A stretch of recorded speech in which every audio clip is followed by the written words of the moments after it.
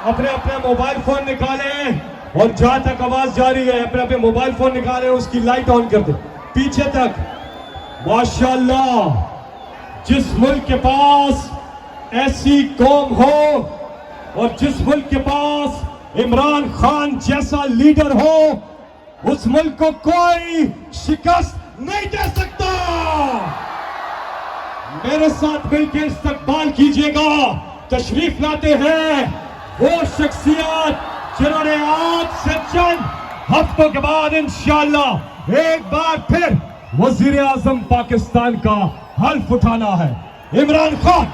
Chairman PTI Imran Khan टिक्सला में आज power show, आवाम ने बड़ी परजोश इस्तकबाल किया। नाजरीन, ये मनाजर आपको दिखा रहा है सिर्फ IK टुडे यूट्यूब चैनल। इस वक्त पाकिस्तान तहरीक इंसाफ चेयरमैन इमरान खान टिक्सला में मौजूद एक शानदार इस्तकबाल है।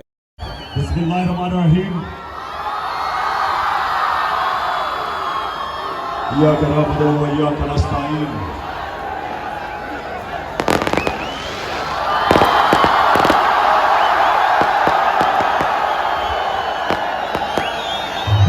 चेयरमैन पीटीआई इमरान खान के खिताब के दौरान एक ज़बरदस्त आतशबाजी आपको नज़र आ रहा है। ये मनाजर भी आपको IK टुडे यूट्यूब चैनल बराह रास्त टिक्सला से दिखा रहा है। नाजरीन, लम्हा ब लम्हा इमरान खान का हर activity IK today YouTube channel ज़रूर सब्सक्राइब और शेयर कर। जी टिक्सला, माशाल्लाह, मैं आपके पहले तो शानदार इस्तकबाल का शुक्रिया अदा करना चाहता हूं, लेकिन उसके अलावा मैं जो आपके अंदर शऊर देख रहा हूं उसका सलाम करना चाहता हूं आपको। और आज मैं अपनी बहनों को खास तौर पे खुशामदीद कहता हूं। कभी मैंने इतनी तादाद में टिक्सला में इतनी तादाद में ख्वातीन नहीं देखी, और ये बड़ा अच्छा हमारी आजादी की तारीख में ये एक बड़ी खुशाइन चीज है। अच्छा, मैं सरवर खान, सबसे पहले मैं आज आपके टिक्सला के कौम के सामने, सरवर खान, आप मेरे साथ हर मुश्किल वक्त पे खड़े रहे हैं।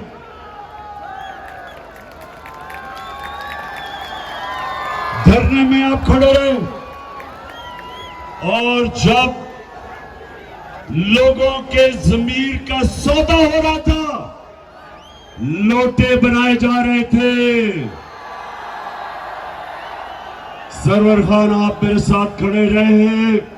और मैं आज आपके हलके के अंदर सबको बताना चाहता हूं कि इस तरह के इस मुल्क को सियासतदान चाहिए जिनके ज़मीर की कोई कीमत नहीं होती।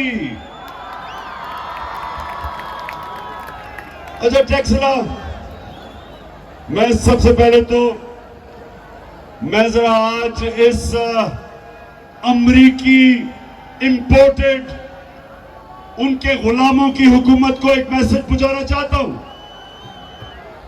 ये दूसरी दफा मेरे घर पुलिस भेजी है, बल्कि तीसरी दफा।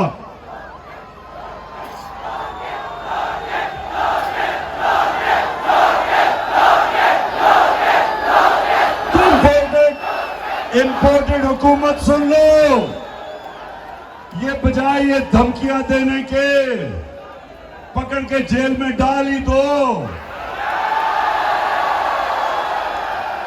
और मैं ये आज आपको अपनी सारी कौम को गवाह बना के इस इंपोर्टेड हुकूमत को एक पैगाम देना चाहता हूं कि इस मुल्क में जो हकीकी आजादी की तहरीक चल पड़ी है, तुम जितने मर्जी लोगों को जेलों में डालोगे, तुम्हारे पास इतने जेल नहीं, कौम तैयार है। मैं भी तैयार हूं, जेलों के लिए मेरी कौम भी तैयार है। ना हमें तुम्हारे जेलों से कोई खौफ है, ना तुम्हारी नामालूम टेलीफोन की धमकियों से कोई खौफ है, और ना ये जो हर दूसरे दिन हमें डराने की कोशिश की जाती है।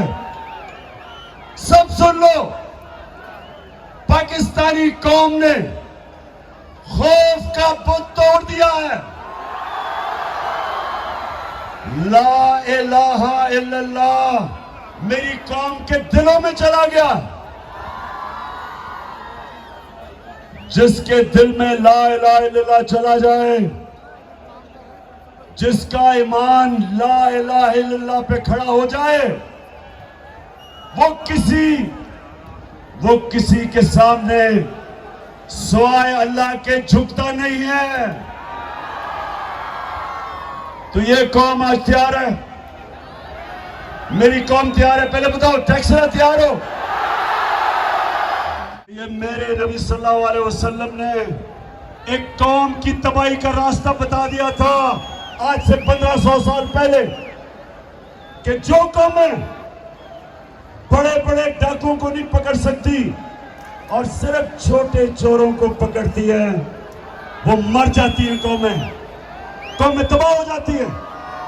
ये है हमारी तबाही का रास्ता कि चुन चुन के ये डाकू अरबों रुपए की चोरी इन्होंने किया। इन्होंने जो एनआरओ लिया है, टैक्सरा जो इन्होंने एनआरओ लिया यानी चोरी माफ करवाई है, वो इस कौम का कितना पैसा था? 1100 अरब रुपया। 1100 अरब रुपया इस कौम का माफ करवाया। और अगर इसके ऊपर मेरी कौम मेरे साथ नहीं निकलेगी तो कौम का कोई मुस्तकबिल नहीं है। आप नौजवानों, आपका कोई मुस्तकबिल नहीं है इन चोरों के नीचे। जिस कौम में इस तरह के लोग ऊपर बैठ जाए, उस कौम का कोई मुस्तकबिल नहीं है। जब मुशर्रफ ने पहले एनआरओ दिया 2007 में, जब इन दोनों करप्ट जरदारी और नवाज शरीफ को एनआरओ दिया, आप जानते हैं इस कौम के ऊपर क्या गुजरी। इन्होंने 2008 से और 18 तक 4 गुना पाकिस्तान के कर्जे बढ़ाए। इन्होंने जो मुल्क को लूटा, 4 गुना ज्यादा इस मुल्क का कर्जा बढ़ा। 6000 अरब से 30,000 अरब पे हमारा कर्जा चला गया। जो करप्शन के केसेस इनके 10 साल में थे, अब इनको फिर एनआरओ मिल गया। अब ये फिर तैयारी कर रहे हैं लूटने के लिए। मरियम क्या कहती शहबाज शरीफ को कि अंकल, मेरे दामाद का 60-70 करोड़ रुपया जो ग्रिड स्टेशन उसकी हाउसिंग सोसाइटी में बना था, वो उससे माफ करके कौम के टैक्स के पैसे से वो पैसा दिलवाओ। यानी शर्म नहीं आई कि पहले चोरी बच गई, फिर से चोरी शुरू कर दी, और फिर कहती अंकल, शहबाज शरीफ को अंकल ही कहती है कि अंकल, वो हिंदुस्तान से मेरा जो दामाद है वो मशीनरी इंपोर्ट कर रहा है, तो उसको किसी तरह मशीनरी को हटने दो। यानी कि हमने कश्मीर की वजह से जो इन्होंने कश्मीरियों का जो हक था, जो उनका स्पेशल स्टेटस था, 5 अगस्त 2019 को जो नरेंद्र मोदी ने उनका स्टेटस दिया, इसलिए हमने उनसे ताल्लुकात तोड़े। अब ये जब ताल्लुकात हमने तोड़े हुए, उसके बावजूद ये उनसे मशीनरी इंपोर्ट कर रही है दामाद के लिए। मुझे बताओ टैक्सला, मुझे बताओ कि क्या हम कश्मीरियों की कुर्बानी पे सौदा नहीं कर रहे? वो बेचारे जो 30 साल से कुर्बानियां दे रहे हैं, 1 लाख कश्मीरी शहीद हो चुका है, और ये अपने पैसे बनाने के लिए जो हम प्रेशर है कि ताल्लुका तब बहाल करेंगे जब आप कश्मीरियों को स्टेटहुड वापस करो। उसके अलावा टैक्सला, उसके अलावा सुने, जो इलेक्शन कमिश्नर सिकंदर सुल्तान, जो इनका शरीफों का घर का मुलाजिम है, वो इनसे पूछ पूछ के फैसले करता है। उसका काम सिर्फ एक है कि किस तरह धांधली करके वो किस तरह इनको वापस जताएगा, क्योंकि साफ और शफाफ इलेक्शन में ये आप ये नहीं जीत सकते। आपको पता पंजाब के बाई इलेक्शन में 17 जुलाई को इनका सफाया कर दिया था। तो इसलिए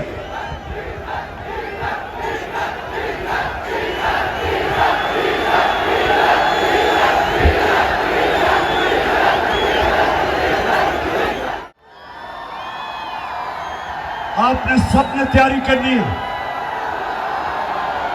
सबने तैयारी करनी है,